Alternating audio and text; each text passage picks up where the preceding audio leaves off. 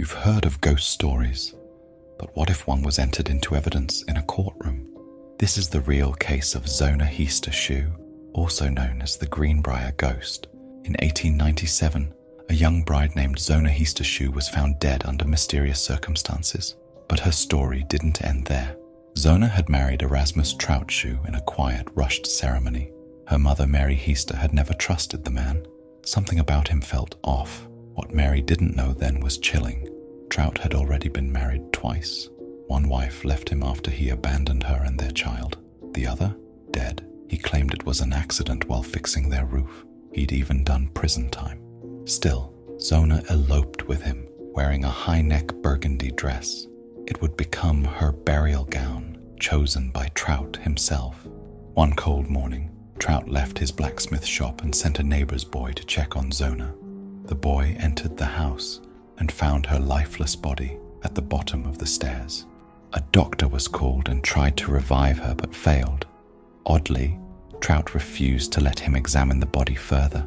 Instead, he personally dressed Zona for the funeral, forcing a stiff, high collar and veil around her neck. Witnesses later said her head seemed loose, like it didn't sit quite right. Zona was buried. No investigation, no charges. Then, weeks later, her mother made a startling claim.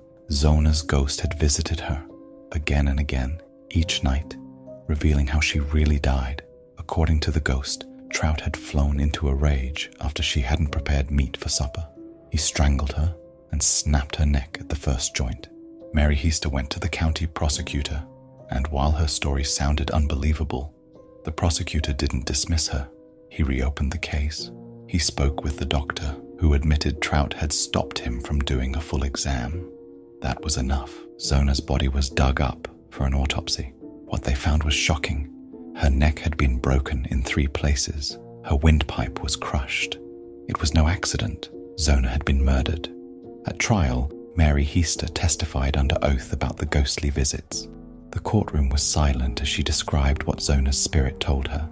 The jury didn't take long. In under an hour, they found Trout Shue guilty of first-degree murder. He was sentenced to life in prison. 3 years later, he died behind bars during a flu outbreak. No one came to claim his body.